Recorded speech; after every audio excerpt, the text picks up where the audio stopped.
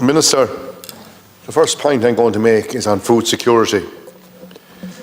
Food security has become a dirty word, and it was one of the cornerstones of what the EU was founded on, food security. But we've got too comfortable in our existence within the EU, and our ability to produce sustainable food is being sidelined.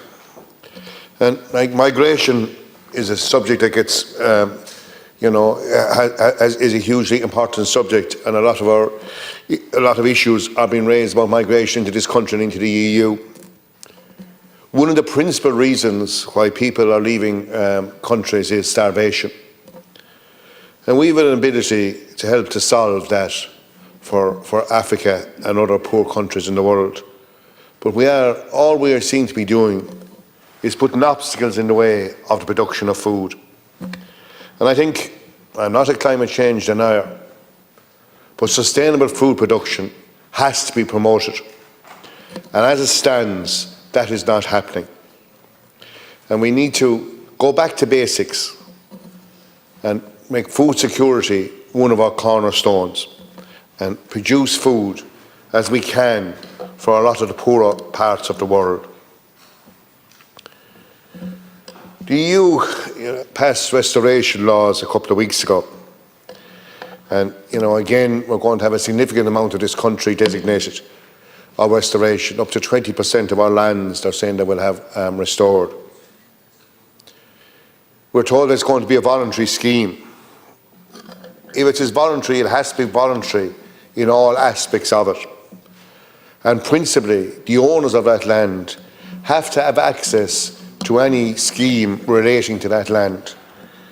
And I would be afraid that designated land would be exempted from a single farm payment if people didn't comply with restoration in that area.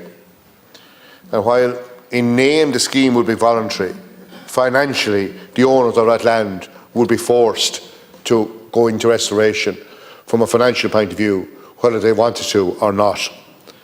And that applies to upland areas as well as peatland areas.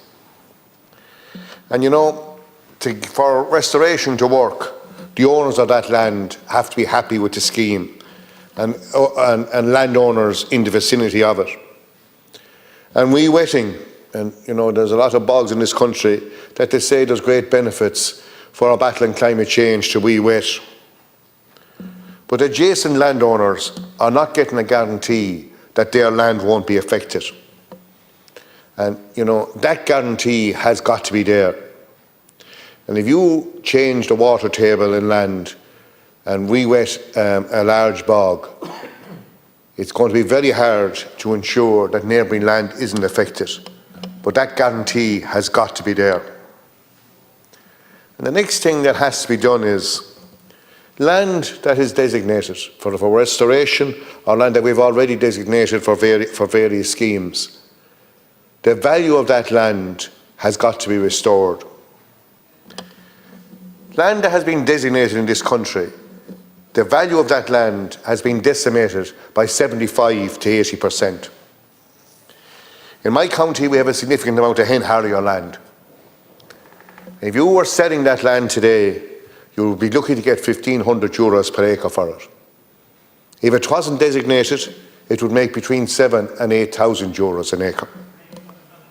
So in my view, and I find it very hard to understand why someone that hasn't taken a legal case on this, if that happened in an urban setting and a person's house was devalued by 75 to 80%, would it be allowed to happen? But these are people with the poorest land in the country, and the capital value of that land has been completely eroded. And we have to restore that. And the way to restore the capital value of that land is to put a scheme in place that will allow that land to make income. When the hen harrier land was designated in Tipperary, for 3 to 4 years there was a very good scheme where landowners got compensation for being designated. But after 3 or 4 years, that scheme lost its value, and so did the land. So, we had good news this week on emissions and the reduction in emissions from virtually all sectors. But we're going to continue that upward curve on emissions. Property owners have to be properly compensated for actions that are forced on them. And you know, there's a lot of environmental and scientific evidence out there that these blanket bans on designated areas aren't the best way to achieve the targets that you want to achieve. In designated land, we have stopped renewable energy being produced. Wind energy is outlawed, so are solar farms. And this is the best area in the country for doing this. But we're not using the balance sheet and showing the benefits from producing more renewable energy. Also, we have a blanket ban on forestry in that area. You know, so far this year, we have planted around 600 to 700 hectares of land for forestry in this country. Our target under the programme for government is 8,000 hectares per year. In the lifetime of this government, we won't plant that much. And whoever is standing where we are in 25 or 30 years' time would say, what the hell were they at that they didn't plant any timber? And we can't plant in designated land. We can't plant on peatland. We can't plant on unenclosed land. And some of the powers that be think that, you know, high productive land will be put into forestry. That is not going to happen. And in my view, the complete balance sheet is not being looked at. And the fact that forestry, in 30 years' time or 35 years' time, will replace concrete products and steel products in construction, is never being put into the calculations when we're talking about the benefits of a blanket ban.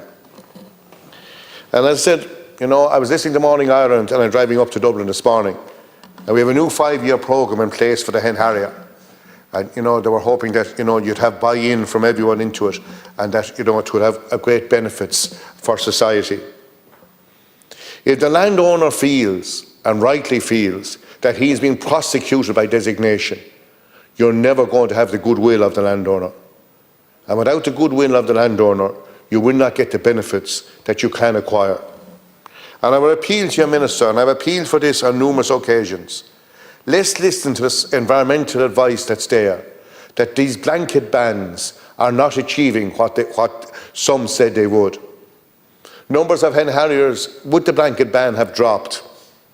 And different stages of afforestation, in the view of a significant number of environmental experts, say that will actually promote hen harrier and the hen harrier habitat.